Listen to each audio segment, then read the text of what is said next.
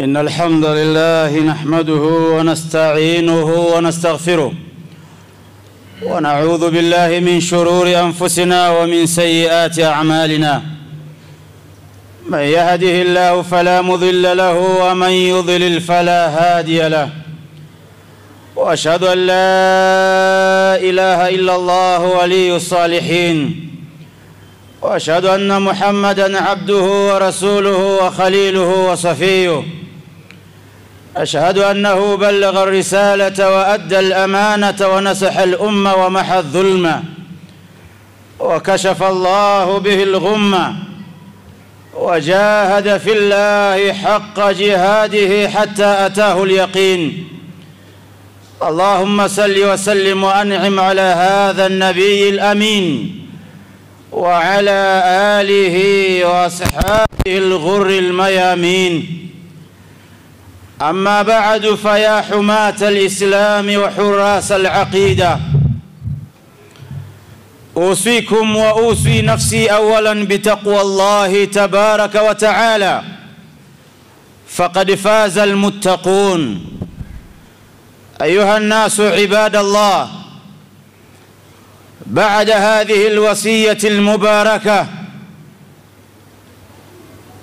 أتحدث معكم اليوم بإذن الله جل وعلا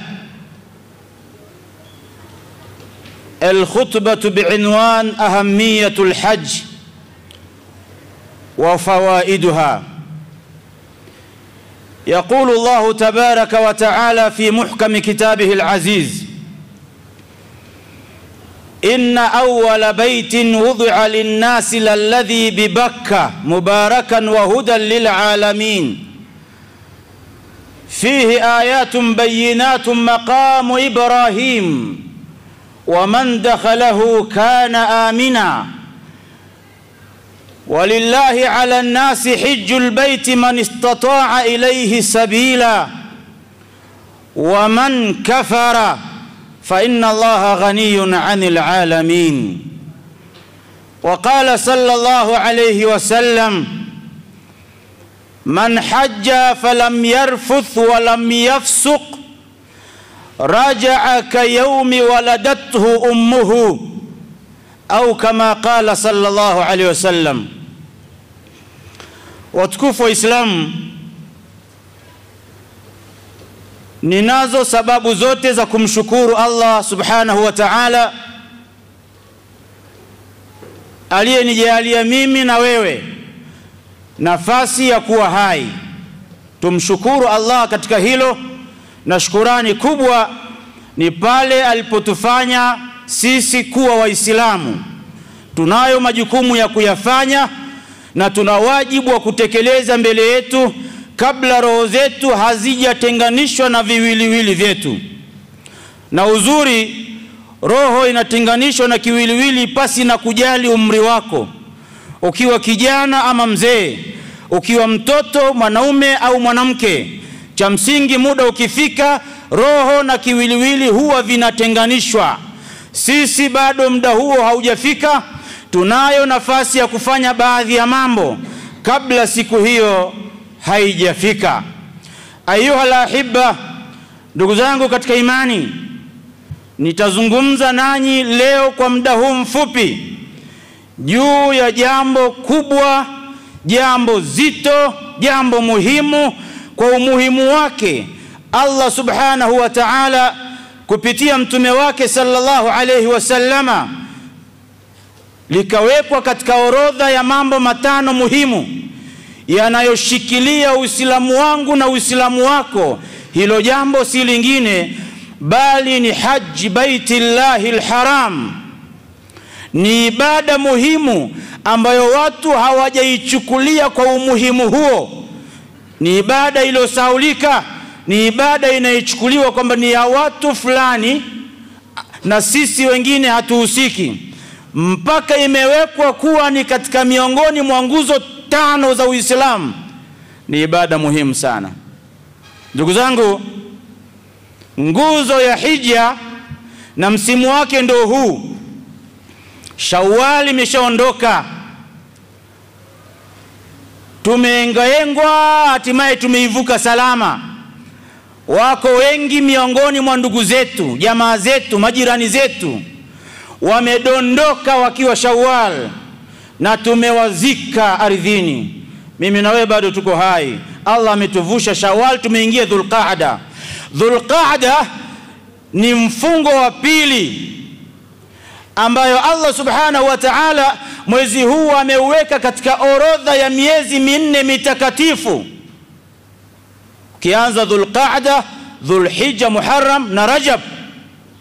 Sisi sasa tuko Dhulqa'da, mwezi wa maandalizi ya watu kwenda kutembelea nyumba ya Allah subhanahu wa ta'ala. Ni mwezi ambao kipindi cha Mtume kama kuna vita vimetangazwa, vita vinasimamishwa ili watu waweze kufanya maandalizi kwenda kufanya hajiji Baitillah, wanaotoka kwenye engo na kona zote za dunia. Kwa hiyo kipindi hichi ilikuwa ni kipindi ambacho hakuna vita vyovyote vinavyoendelea katika mwezi wa Dhulqa'da, ili mahujaji wasipate sababu ya kutokwenda kuitembelea nyumba ya Allah jalla fi ula. Ndugu zangu katika imani, nguzo hii ni muhimu sana.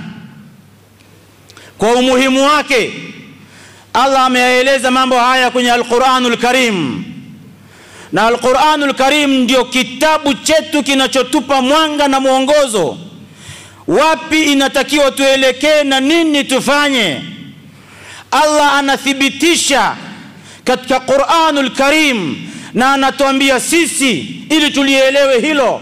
Ikiwa nyumba yako ni bora, ondoa ubora wa nyumba yako. Ikiwa ofisi yako ni bora, ondoa ubora wa ofisi yako. Allah anasema inna awwala baitin wudi'a linnas lalladhi bibakka, hakika nyumba bora, the best house iliyowekwa kwa ajili ya watu kufanya ibada, lalladhi bibakka, ni ile ambayo iko katika mji wa Bakka. Makka inayo majina mengi sana. Miongoni mwa majina ya Makka ni hiyo Bakka, Ummul Qura, Al-Baladul Amin, Al-Wad. Miongoni mwa majina ya Makka tunaijua sisi kama Makka, Allah ameleta majina yake katika namna tofauti tofauti. Hapa anaeleza kwa jina la Bakka, inna awwala baitin wudi'a linnas, kwa hakika uhakika usiokuwa na shaka yoyote katika hii dunia tunayoikanyaga sisi, katika hili bara la Afrika, bara la Asia, bara la Europe na mabara mengine ya Australia, kama ilivyotajwa na wana geography kwamba mabara yako 7. Miongoni mwa mabara yote hayo, nyumba ya kwanza iliyowekwa katika dunia ni ile ambayo iko katika Bakka, ambayo ni Al-Kaaba pale. Mubarakan, imebarikiwa ile nyumba, wa hudan lil alamin, na kwa nyumba hile inatosha kuwa ni ishara, dalili, muongozo kwa walimwengu wote, na watu itazame historia ule mji, historia ile nyumba. Fihi ayatun bayinatun, kuna ishara za wazi wazi juu ya ukubwa wa Allah subhanahu wa ta'ala. Lakini miongoni mwa ishara zilizoko mule, maqamu Ibrahim, ni pale Nabii Ibrahim aliposimama baada ya kumaliza jengo lile kulisimamisha. Alisimama na kulielekea lile jengo kwa ajili ya kufanya ibada. Pale aliposimama, Allah ameripoti na ameacha alama za nyayo za Ibrahim. Anasema fihi ayatun bayinatun, kuna ishara na alama za waziwazi, maqamu Ibrahim. Miongoni mwa ishara hizo ni kisimamo cha Nabii Ibrahim, faman dakhalahu kana amina, yeyote atakayeingia kwenye nyumba hiyo ana amani. Kwa nini itangazwe amani? Kwa sababu amani ni jambo la kwanza katika maisha ya binadamu. Asiogope population za watu watakaojaa katika hiyo nyumba. Allah anathibitisha, wa man dakhalahu, yeyote atakayeingia kwenye hiyo nyumba akatoa oda kwa Waislamu, walillahi ala nasi hijjul baiti man istata'a ilayhi sabila. Kwa ajili yake Allah watu waweze kwenda kuitembelea na kuizuru hiyo nyumba. Liman istata'a, kwa yule mwenye uwezo. Istata'a madia, uwezo wa kimali, lakini na uwezo wa kiafya, lakini na uwezo wa amani katika njia, basi aende kuitembelea hiyo nyumba. Hiyo ni oda, ni amri, ni maelekezo ya Allah kwa waja wake. Ndugu zangu katika imani, liman istata'a ilayhi sabila. Watu wamejificha kwenye mwavuli huo kwamba tumeambiwa liman istata'a ilayhi sabila. Hiyo ni kwa mwenye uwezo. Anayesema hivyo akaunti yake inasoma a billion of money, lakini hajapata nafasi ya kwenda kuhiji. Anasema liman istata'a ilayhi sabila. Pesa anazo, afya anayo, barabara ina usalama, lakini anasema liman istata'a ilayhi sabila. Kipengele hichi ndicho watu wanapojifichia. Ayuha lahibba, ndugu zangu katika imani, hija ni kwa faida yako, lakini pia ni kwa faida ya jamii. Na nguzo hii ya hija ambayo inakuwa Dhulhijja mwezi 10, na watu wote duniani wasiende kwenye ile nyumba, bado itabaki kuwa na heshima hiyo hiyo aliyoweka Allah. Na watu wote wasuse wakasema kwamba tuko bize na uchumi na kujenga uchumi wetu. Watu wakagoma, wakatangaza mgomo dunia nzima. Allah amesema walillahi ala nasi hijjul baiti man istata'a ilayhi sabila. Watu wote wakasema hatuwezi na hatuendi.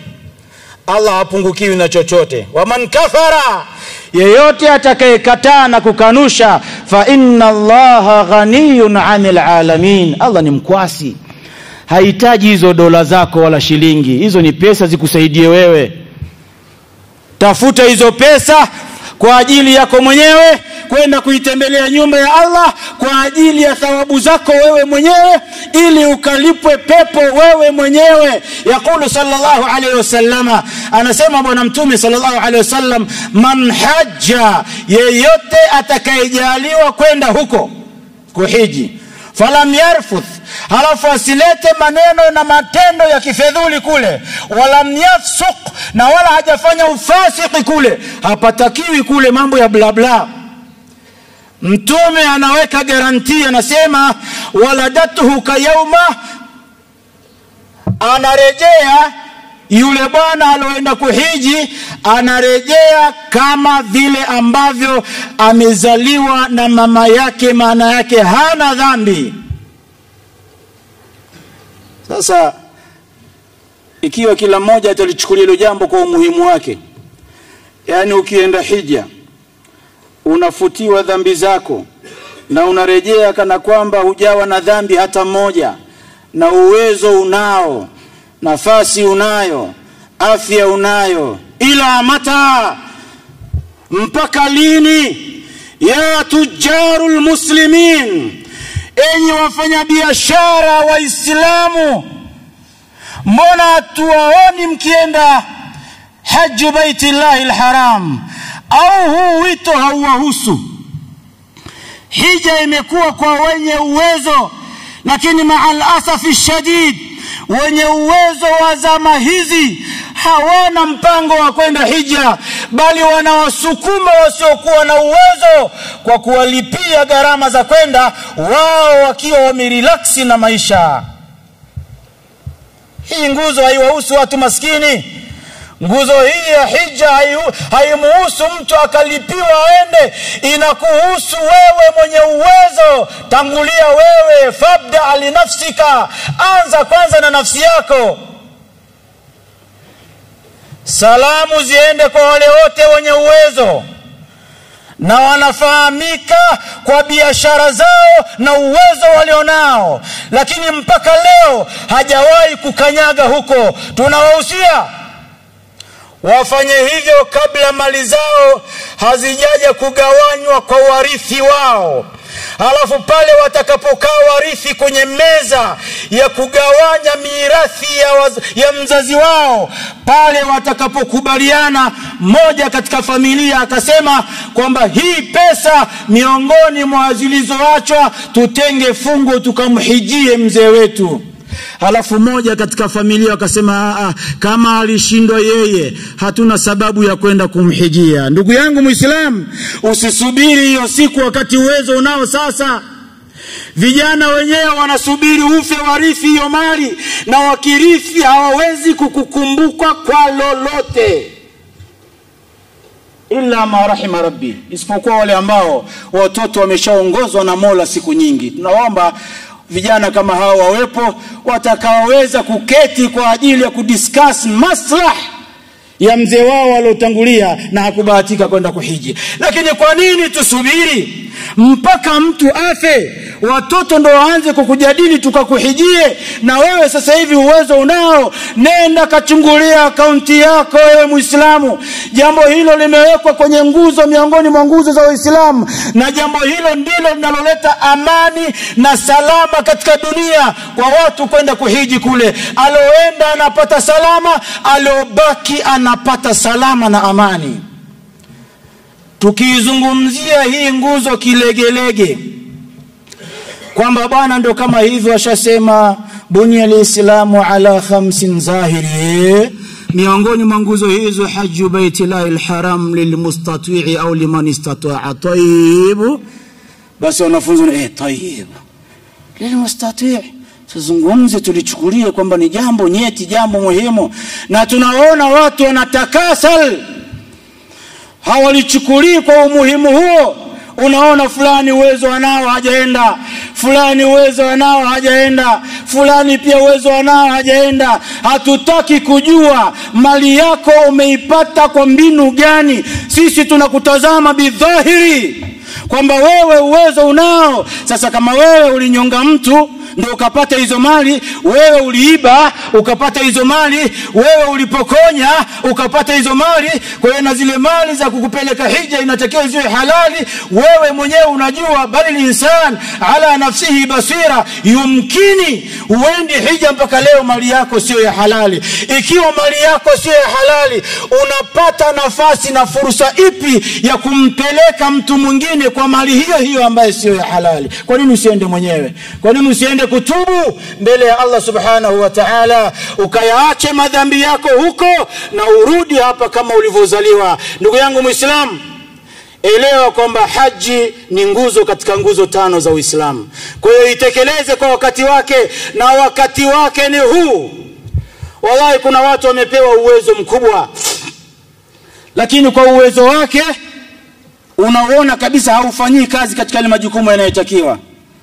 Wewe kama umeenda na uwezo unao, alhamdulillah wa bihi neema, lakini kama familia yako, mbona wake zetu wapo, wao hawastahiki kupelekwa hija? Wao hawastahiki kufuatana na waume zao kwenda hija? Mbona mwanaume unaoenda peke yako unamwacha mke wako? Hebu chukua nafasi hii sasa. Afya unayo, pesa unazo, barabara iko salama, mchukue mke wako, mwambie twende tukaitembelee nyumba ya Allah subhanahu wa ta'ala. Ni moja ya vacation kubwa kuliko vacation yoyote duniani. Watu wanakwenda bwana kufanya siaha, wanakwenda kufanya utalii sehemu ambazo hata hazina thawabu. Kama kuna utalii bora duniani ni wewe kwenda kutalii katika mji ule ambao kuna al-Kaaba, fihi ayatun bayinatun. Utayaona mengi, utajifunza mengi, na utarudi na mengi. Ardhi iliyokanyagwa na manabii na mitume wote, wewe ndio unaambiwa ukaikanyage pale. Wewe ndio unaambiwa ukaikanyage pale. Ndugu yangu Muislamu, wenye uwezo, anza kufunga virago sasa hivi. Weka nia, weka azma kwamba mimi katika nguzo 5 za Uislamu, shahada 2 tayari ninayo, yumkini nimezaliwa nayo au nimeitamka nikiwa na akili timamu, tayari shahada unayo. Nguzo ya pili ya sala, swala na sali, walillahi alhamdu wal minna. Nguzo ya tatu az-zaka, zaka natoa, sawa sawa ya biashara, zaka ya nafaka, zaka ya mifugo natoa, walillahi alhamdu wal minna. Nguzo ya nne, somo Ramadhan, Allah amekuwafikisha, sio msafiri, sio mgonjwa, umefunga siku zote 30 ama 29, unasema alhamdulillah. Kukamilisha, nenda kakamilishe kwa faida yako na kwa faida ya umma. Hii ni amri ya Allah subhanahu wa ta'ala, na amri ya Allah hata kama ni mtu mmoja yumkini natakiwa akaitekeleze kwa faida na maslahi ya umma mzima. Aqulu ma sami'tum wastaghfirullah li wa lakum wa lisairil muslimin wal muslimat fataibu min adh-dhanbi kaman la dhanba lah. Astaghfirullah wa atubu ilayh. Alhamdulillah wahda wassalatu wassalamu ala man la nabiyya ba'da wa alihi wa sahbihi wa sallam tasliman kathira. مولانا في محكم كتابه وأذن في الناس وعلى كل ضامر يأتينا من كل فج عميق ليشهدوا منافع لهم. Allah subhanahu wa ta'ala ametueleza, na maelekezo haya yanatolewa kupewa Nabii Ibrahim alayhi salatu wassalam. Na Nabii Ibrahim kuna mambo mengi kayafanya pale ambapo umeambiwa wewe uende. Tukielekezana hapa kwenye membari za Isanga, yumkini ukao unaona tumuzahabalati na mambo mbona sielewi. Huwezi ukayaelewa kwa undani wake, sisi tunahamasishana tu. Lakini nenda pale ukiwa tayari una uwezo wa kwenda, utarudi na mambo makubwa mazito, mambo ya maana. Nabii Ibrahim anaambiwa na Allah, waadhin fi nnasi bilhaji, watangazie watu hija. Wakati anaambiwa hivyo watu hawapo. Yani Nabii Ibrahim yuko yeye na mtoto wake Ismail na mke wake Hajir, anaambiwa na Allah watangazie watu. Watu wako wapi hapa? Mbona hakuna watu? Nabii Ibrahim, kwa sababu inayekuja ni amri ya Allah, na amri ya Allah haijadiliwi. Uwezo kumuuliza Allah kwamba umeniambia ni watangazie watu, watu wako wapi? Hapa ni jangwani.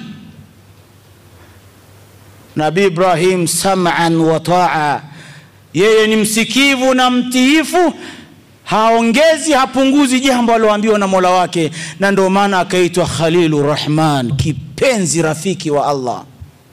Kipenzi rafiki wa Allah. Huwa hapendi kujadili jambo ambalo limeshakuja kutoka kwa Allah. Anaambiwa Nabii Ibrahim, na yamenukuliwa maneno haya kwenye Qur'ani, yutla an taquma saa, yataendelea kusomwa hivyo mpaka kiyama kinasimama. Waadhin fi nnasi bilhaji, Ibrahim watangazie watu waende hija. Wewe tangaza tu, paza sauti yako. Yaatuka rijalan, kutoka Tanzania, Mbeya, Isanga, watakuja hapa. Wewe tangaza tu. Yaatuka rijalan, watakuja watu kwa miguu. Wewe jukumu lako sasa hivi ni kutangaza, watakuja watu kwa miguu. Wa ala kulli dhamirin, na watakuja watu wamepanda vipando ambavyo vimezeka mno. Dhamir ni ngamia alokonda, watu watapanda, watakuja hapa katika hii nyumba. Wewe tangaza tu Nabii Ibrahim, sio kazi yako kuwaleta watu, wewe tangaza. Na sisi hapa leo katika mimbari hii tunawatangazia waumini wa Isanga, tunawatangazia wito huu wa Allah alomwambia Nabii Ibrahim, tunawatangazia hija. Wenye uwezo waende, wenye uwezo waende, na uwezo umepewa wewe sasa. Kesho unaweza ukapokonywa akapewa mwingine, alafu ukasema ya right, bora hata ningeenda saizi nimeshafilisika. Usisubiri kufilisika ukaanza kujuta. Panga bajeti yako, na hakuna alofilisika kwa kwenda hija, bali alivyorudi mambo yake ndio yakawa super zaidi. Panga bajeti yako katika maendeleo yako, weka na maendeleo haya ya kwenda hija.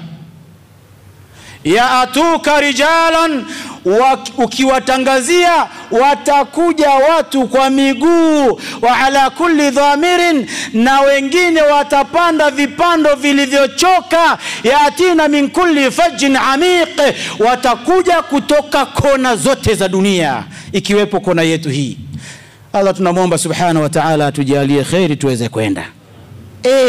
Si nguzo ya kwetu, hawajafaradhishiwa manasara wala mayahudi. Hii nguzo ni ya kwetu na sisi lazima tujivunie nayo. Allah ameweka senta ile dunia nzima, watu wakakutane pale. Tayib, familia, majirani wanakutana msikitini mara 5 kwa siku. Allah ameweka utaratibu huo.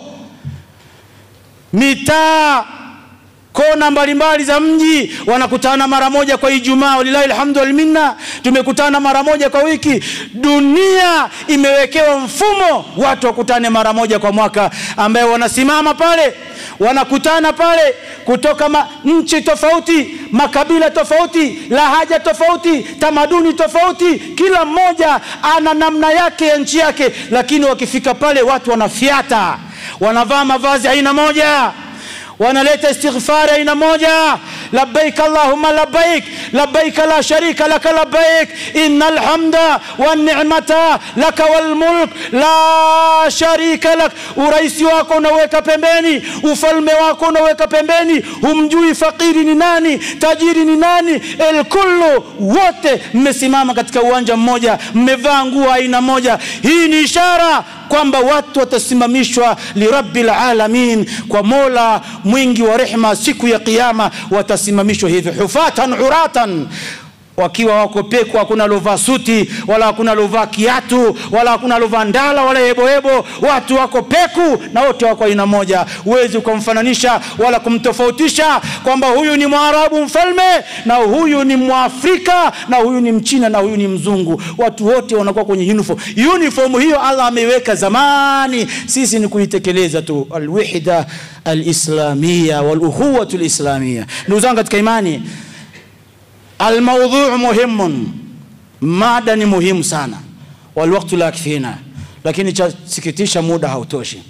Mwezi huu wa Dhulqaada tutaendelea kudonoa umuhimu wa jambo hili mpaka wafahamu wale ambao wanatia uvivu katika nafsi zao. Tuthibitishe kwamba wamekwenda, tuwasukume kwa haya maneno, tuwapush kwa haya maneno, na tuwasindikize kwa haya maneno mpaka waende, na wakirudi tuwapokee. Allah subhanahu wa ta'ala tujalie katika sisi minal ladhina yastami'una alqawla fayattabi'una ahsana. Inna Allaha wa malaikatahu yusalluna 'alan nabi ya ayyuhalladhina amanu sallu 'alayhi wa sallimu taslima. Allahumma salli 'ala Muhammadin wa 'ala ali Muhammad kama sallaita 'ala Ibrahim wa 'ala ali Ibrahim fil 'alamin innaka Hamidum Majid. اللهم ارض عن الخلفاء الراشدين منهم أبو بكر وعمر وعثمان وعلي وعن بقية صحابة رسول الله صلى الله عليه وسلم أجمعين. اللهم أعز الإسلام والمسلمين وأذل الشرك والمشركين ونكس أعداءك أعداء الدين واختم لنا بخير منك يا أرحم الراحمين. اللهم اجعل جمعنا هذا جمعا مرحوما وتفرقنا من بعده مؤيدا ومعصوما، ولا تدع فينا ولا معنا شقيا ولا محروما. اللهم آت نفوسنا تقواها وزكها أنت خير من زكاها، أنت وليها ومولاها. لا تدع لنا في جمعتنا هذه ذنبا إلا غفرته، ولا هما إلا فرجت، ولا عيبا إلا سترت، ولا مريضا إلا شفيت، ولا ميتا إلا رحمت، ولا حاجة من حوائج الدنيا والآخرة هي لك رضا ولنا فيها صلاح إلا أعنتنا وقضيتها يا أرحم الراحمين. عباد الله، إن الله يأمر بالعدل والإحسان وإيتاء ذي القربى وينهى عن الفحشاء والمنكر والبغي يعظكم لعلكم تذكرون. اذكروا الله العظيم الجليل يذكركم، واسألوه على نعمه يزيدكم، ولذكر الله أكبر والله يعلم ما تصنعون. وأقم الصلاة. الأنبياء محمد بن عبد الله بن عبد المطلب الذي أرسله الله إلى الناس بشيرا ونذيرا وداعيا إلى الله بإذنه وسراجا منيرا، والذي كانت رسالته فاصلا بين الحق والباطل ورحمته وخير، وصلوات الله وسلامه عليه وعلى آله وأصحابه والتابعين لهم بإحسان إلى يوم الدين. أما بعد،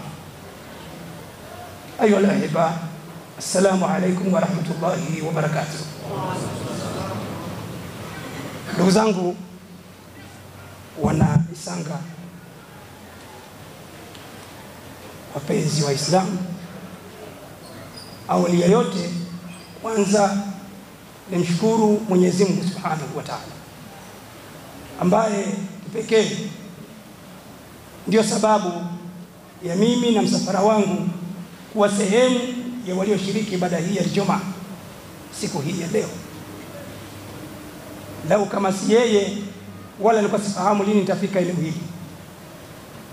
Kama alivyosema katibu wangu, mimi ni mwenyekiti wa msafara ambaye natokea Dar es Salaam, lakini shughuli zangu za da'wa na za kiutawala katika dini nafanyia mkoa wa Singida chini ya taasisi ya Jamaat Ansar Sunna. Jina langu ni Sheikh Yahya Muhammad Ibrahim, mzaliwa katika mkoa huu wa Mbeya, katika kijiji cha Ruiwa. Kwa wale ambao wamefika kijiji hicho, nimekulia hapo, nimesomea masomo yangu ya awali pale. Wanaomfahamu shekhe wetu ambaye kwa sasa ni marhum Sheikh Isa Amir, ndiye mwalimu wangu wa alifu. Kwa wale ambao ni wenyeji na waliokuwepo katika kipindi hicho, lakini wazee wangu kina mzee PM, wakina mzee Mahmud, hao ni marehemu.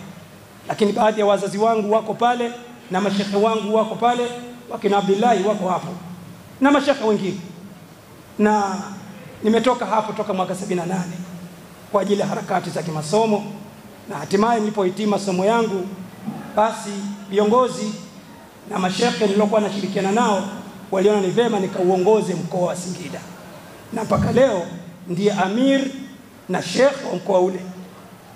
Ndugu zangu, nimeambatana na viongozi wenzangu. Kwanza nimeambatana na katibu wetu ambaye kama alivyotambulishwa na imamu wetu ni mashuhuri na ni maarufu, anaitwa Sheikh Juma Saleh Digarama, na huyu ni amiri wa mkoa wa Dar es Salaam. Nafikiri ameshatoa salamu na mmemsikia. Lakini pia nimeambatana na wazee wangu wawili ambao ni viongozi katika taasisi yetu kwa nafasi ya udhamini. Sheikh Abdullah Mrisho Chala, mtu mzima sana huyu. Ulipo naomba usimame. Tafadhali. Sheikh. Mzee huyu anapata 70 sasa hivi. Lakini tumeanza naye safari kutoka Dar es Salaam kwa ajili ya dawa. Na bado tunaendelea na mikoa ya mbele kule. Mtaona ni namna gani watu baadhi umri wao wanataka kumaliza vizuri.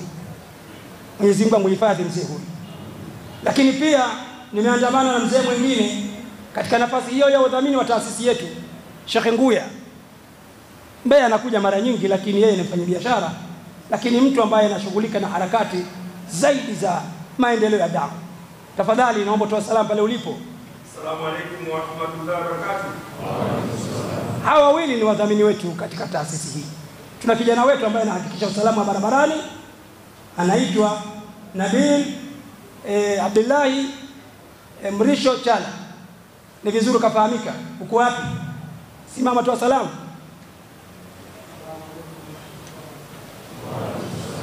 Huo ndio msafara wangu ambao umenitoa Dar es Salaam, tumepita Iringa na sasa tuko Mbeya, tunaelekea Rukwa na tunaelekea mpaka Katavi. Ndugu zangu, kwa uchache sana salamu zangu, kwa sababu niko nyumbani, niache salamu za Msafa kwa sababu kabila yangu ni Msafa. Niache kidogo hizi salamu. Nataka nizungumze mambo matatu tu ili ugeni uliobakia au ugeni uliopo upate nafasi ya kutoa maelezo aliyokuwa nayo. Mimi nasema wanachuoni wanatuambia thalathu min al-a'mal laysa laha mawazinun yawm al-qiyamah li'azamatiha. Mambo matatu katika matendo ambayo Muislamu atashikamana nayo, hiyo ni fursa kwa huyo Muislamu kufahamu kwamba malipo yatokanayo na mambo hayo matatu hayapitii katika hesabu za mizani. ni malipo ambayo ni direct anayoyapata kutoka kwa Jalla wa Ala. Kwa mfano, waajiriwa wa sekta za umma au serikalini, kuna wanaopata mishahara yao kupitia manispaa, kuna wanaopata mishahara yao kwa mtendaji, kuna wanaopata mishahara yao wizarani, lakini kuna wale wanapata mishahara yao kutoka kwa rais moja kwa moja au ikulu moja kwa moja. Madaraja haya ni tofauti sana. Nafikiri mtu wa juu zaidi ni yule anayopata mshahara kutoka ikulu. Kwa haya mambo matatu mfano wake, sisi tunafahamu na tunajifunza kwamba kila jambo atakalolifanya Muislamu katika matendo yake, liwe zuri au baya, linapita katika chekeche. Kuna chekeche linalochekecha hayo matendo ili kuona yepi yamemzidi mwenziwe, mema na maovu yepi yamemzidi mwenziwe, halafu haya ndio malipo anayopata. Tofauti na haya mambo matatu ninayotaka kuachieni, haya hayapiti katika chekeche lolote. Allah Jalla wa Ala ndiye anayetawala kwenye malipo yake. La kwanza, kwa haraka, al-afwa. Kuna kitu kinachoitwa afwa kwa Kiarabu, lakini tukikizungumza kwa Kiswahili ni msamaha, maisha ya kusamehe, maisha ya kusameheana. Ni nukta ndogo unayoweza ukadhani utaitamka kwa urahisi sana, lakini ni nukta kubwa inayoweza kuubomoa Uislamu, ikaibomoa jamii, ikaibomoa hata familia, na ujirani ukamalizika kwa sababu ya kukosekana kitu kinachoitwa afwa. Afwa ni nini? Ni mtu kukosewa au yeye kumkosea mtu mwingine, halafu ukachukua jukumu la kusamehe yale ulokosewa. Yawezekana wewe unayetakiwa usamehe ndio mkosewa. Maisha tuliyoyazoea ambayo kila mtu ndivyo anavyoishi kwa sehemu kubwa na kwa idadi kubwa, ni mtu kutokubali kushuka chini baada ya kubaini kwamba yeye kakosewa.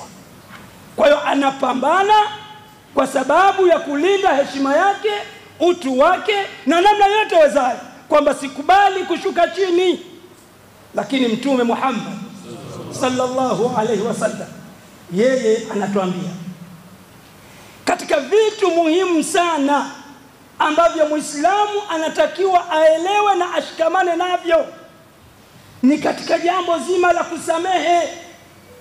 Kama itapita siku 3 kwa Muislamu baada ya kuwa ametofautiana na Muislamu mwenzake, wakahamana kimazungumzo, huyu akipita na angalia huku na huyu akipita na angalia huku, zaidi ya siku 3, hawa wako katika makosa wote wawili. Hawa watu wako katika makosa zaidi ya siku 2. Wako kwenye makosa wote wawili, ila mmoja wapo atakapoamua kushuka, aone umuhimu wa kwamba hata kama mimi nimekosewa, lakini nikubali haya makosa kwa sababu ya kuendeleza umoja, ushirikiano na mshikamano. Kuanzia ngazi ya familia, tunakuja mpaka kwenye msikiti, hata katika ngazi ya tawala zetu za Kiislamu. Tusipokuwa na hii sifa, migogoro katika maisha yetu haiwezi kuishi, kwa sababu kila mmoja anahitaji awe juu, hakuna anayetaka kuja chini. Hili ndilo tatizo ambalo pengine kwa sehemu kubwa Waislamu linatula. Kwa hiyo Mwenyezi Mungu Subhanahu wa Ta'ala anatukumbusha katika nukta hii, faman afa wa aslaha fa ajruhu ala Allah. Mtu mwenye tabia ya kuchukua msamaha kwa mwenzie, akapuuza yale yaliyotendeka, yaliyotokea baina yake na mwenzie, basi malipo yake mtu huyu yanatoka kwa Mwenyezi Mungu. Kuangalia matendo gani ni mengi na matendo gani machache. Ukiwa na sifa ya kusamehe, fahamu umeingia katika sifa ya wale ambao malipo yake yanatoka kwa Allah Tabaraka wa Taala moja kwa moja. Mwenyezi Mungu atujalie miongoni mwetu tuwe na sifa hiyo. Hilo ni jambo la kwanza. Jambo la pili, katika vitu ambayo ni fursa kwa Waislamu kupata malipo ya moja kwa moja kwa Mwenyezi Mungu Subhanahu wa Ta'ala, as-sabrun. Ndugu yangu, subira ni vitu muhimu, ni kitu muhimu sana na ni kitu kigumu, na imefika mahala hata huko peponi kuna mlango ambao umeandikwa kwa wale wenye sifa ya kusubiri. Wengi tuna sifa ya kutokusubiri pale tunapoona mambo hayaendi vizuri. Ukiona ushirikina umekithiri katika eneo, aidha ni kijiji au ni wilaya na mahala popote wanapoishi jamii, kitu kikubwa kinachowashughulisha ni kukosa subira. Mtu anapoona biashara zake haziendi vizuri, kazini kwake hana maelewano na bosi wake, na kila anachokifanya hakiendi, basi ya huhisi kuna mikosi ya kibinadamu, anaamua kwenda pembeni na kutafuta suluhisho ya hilo. Huyu kakosa subira. Inma yuwaffa as-sabirin ajrahum bighairi hisab. Allah anasema hivi, hakika atawalipa wale wenye kusubiri siku ya kiyama, malipo yao hayatakuwa na hisabu. Ikiwa umepata mitihani, matatizo, shida, mabalaa, shughuli haziendi, biashara haziendi, na watoto hawafaulu, hawapati kazi, baki na Mola wako. Baki na Mola wako. Yeye ndiye anayetoa riziki, yeye ndiye anayefungua milango ya kheri, na yeye ndiye anayejua kwa nini unapitia katika hiyo hali. Kwa sababu hauwezi kwenda peponi kama hujapitia katika kikaango. Pepo si kitu cha kawaida, si kitu cha mchezo. Tunapoizungumzia pepo ni kitu kikubwa, kimeandaliwa kwa gharama kubwa ambayo hakuna anayeweza kuitamka, na wala jicho la kawaida kuiona pepo hakuna anaweza kuielezea. Hasa ndio uende ukaingia kwenye pepo katika mazingira ya kushindwa kusubiri, ukadhani suluhisho lako utalipata kupitia kwa mganga wa kienyeji, kupitia kwa mshirikina, au kupitia kwa njia za mkato za aina yoyote ambazo sio za kisheria. Haiwezekani. Kwa hiyo kwa ajili hiyo Allah subhanahu wa ta'ala akawaita hawa wenye sifa ya kusubiri, malipo yao hayana hesabu, na ndiye anayotawalia. Jambo la mwisho ili niweze kutoa nafasi ni jambo la saumu. Watu wenye kufunga, wenye sifa ya kufunga, ambao maisha yao sio tu kusubiri mwezi mtukufu wa Ramadhani. Hawa ni wafungaji. Alhamis yupo, Jumatatu yupo, zile siku nyeupe yupo. Yeye mara nyingi hataki kupitwa na zile suna za kufunga. Sifa ya kufunga, ndugu zangu, inamfanya muhusika siku ya kiyama amriwe kuchagua mlango anaohitaji kuingia kwa sababu ya sifa ya wenye kufunga. Ndugu zangu, sisi Ramadhani kiisha na mambo ya kufunga pia mfanya nini? Yameisha. Sasa tunakosa faida na thamani ya maisha ya ubinadamu na Uislamu wetu kwa sababu ya kudhani ibada hizi ni za kuchagua. Kama tukishikamana nazo, ni ibada ambazo ni matendo ambayo na ni tabia ambayo kwa kweli malipo yake yametawaliwa na Mwenyezi Mungu Subhanahu wa Ta'ala. Nani asiyetaka kupata bahati ya namna hiyo? Tumuombeeni Mwenyezi Mungu Subhanahu wa Ta'ala atujalie hizi sifa tatu tuwe sehemu tunaoweza kuishi kwa kushikamana nazo, ili tupate bahati kuwa ni sehemu ya wale watakaolipwa malipo yao direct kutoka kwa nani? Kwa Mwenyezi Mungu Subhanahu wa Ta'ala. Ndugu zangu, kwa haya machache yatoshe. Kwa hayo mengi pia tunataka tukayafanye. Baada ya swala hii tumuone Sheikh wa mkoa pia tumsalimie.